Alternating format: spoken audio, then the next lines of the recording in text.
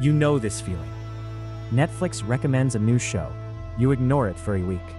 Then one episode becomes 4, 4 becomes 8, and suddenly it is 2 in the morning. The final episode ends on a huge cliffhanger. You search for season 2, canceled. Maybe the show had great reviews. Maybe fans were talking about it everywhere. Maybe it even had a bright red top 10 badge. So why would Netflix kill a show that people clearly loved? Because Netflix is not asking only one question. It is not simply asking, did people like this? It is asking, did enough people watch? Did the show help attract or keep subscribers? And was all of that attention worth what another season would cost? A show can pass the first question and still fail the others. The first thing to understand is that top 10 does not mean what many viewers think it means. It feels like an award. In reality, it is a ranking.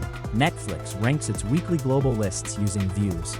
It calculates those views by taking the total hours watched and dividing them by the show's runtime. That helps compare a 2-hour film with an 8-hour season. But the list still only tells you how a title ranked against other titles during that week. It does not show the production budget. It does not show how many people join Netflix because of the show. It does not show whether those viewers were already going to keep paying. And it does not show what another season will cost. Top 10 means the show won attention. It does not mean the show won the renewal meeting. Netflix actually describes several ways it evaluates its original content. It looks at how many members watched. It considers whether a title helped attract new members. It connects viewing with retention, meaning whether people stay subscribed. It also considers awards, critical acclaim, and whether a title makes the Netflix brand more attractive. Then comes the less romantic part, cost per hour viewed. That phrase explains a lot of cancellations. Imagine Netflix has 2 shows. This is only a simplified example, not Netflix's secret formula. Show A costs $20 million and produces 20 million hours of viewing. That works out to $1 for each hour watched. Show B also produces 20 million hours of viewing, but it costs $100 million. That works out to $5 for each hour watched. The 2 shows attracted the same amount of attention, but one delivered that attention at 1/5 of the cost. This is why a smaller comedy may survive with an audience that would not be enough for a giant fantasy or science fiction production. The expensive show needs to be more than good. It needs to be big. Netflix gave a very clear, real example when it discussed the cancellation of Sense8. The series had an extremely passionate audience, but it was also a complicated global production filmed across several cities. Netflix executive Ted Sarandos said, "The audience was not large enough to support the economics of something that big. The love was real, the math still failed. But watch time is not only about how many people press play.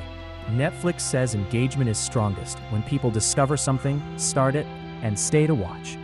Its public engagement reports use total hours and views, and Netflix says the views measure is highly connected to the number of people who complete a title." This is where the internet often invents a simple rule. You may have seen claims that a show is automatically canceled if fewer than half of its viewers finish it. Netflix has never published a universal 50% renewal line. Completion probably provides useful information. If millions begin a show and almost nobody reaches the ending, demand for another season may look weak.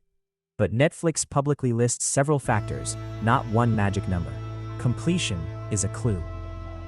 It is not a public law, and a successful renewal can create much more value than one new season.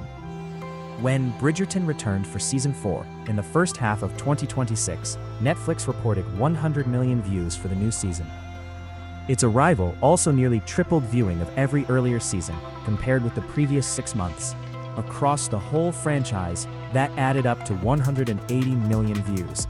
That is the dream result. A new season does not only serve existing fans.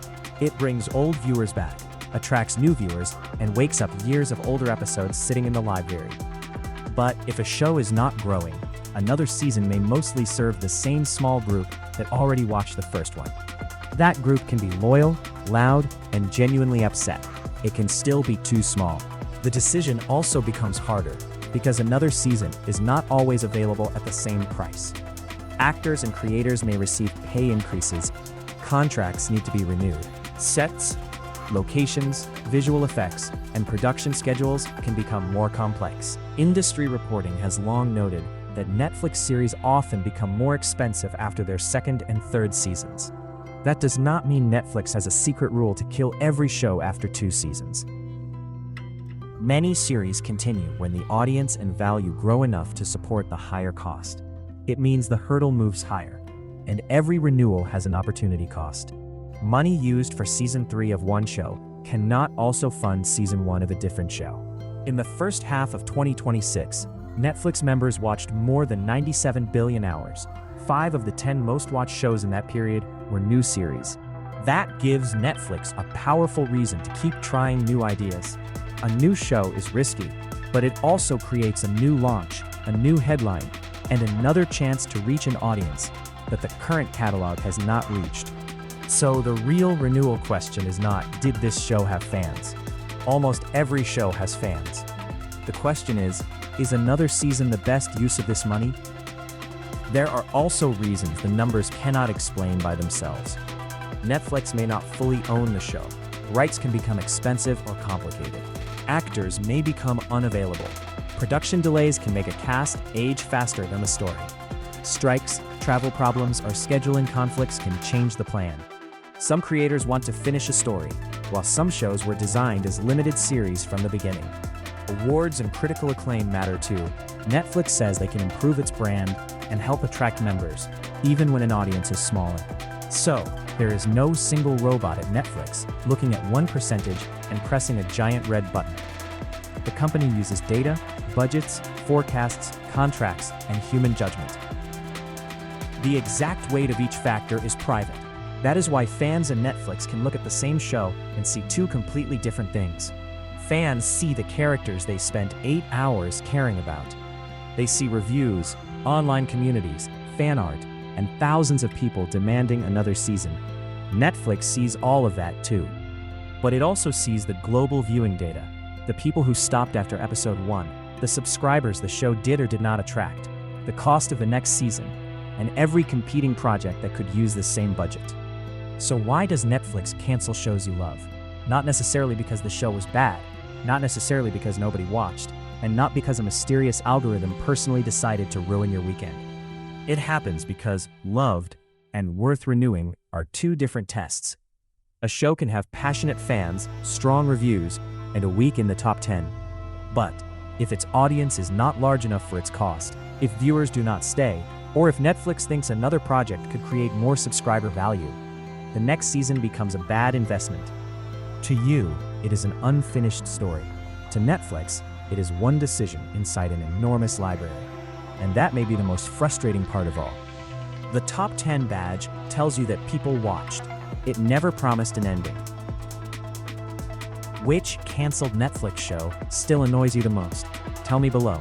And if you want another entertainment business decision that made millions of people wait, watch why GTA 6 took 13 years next.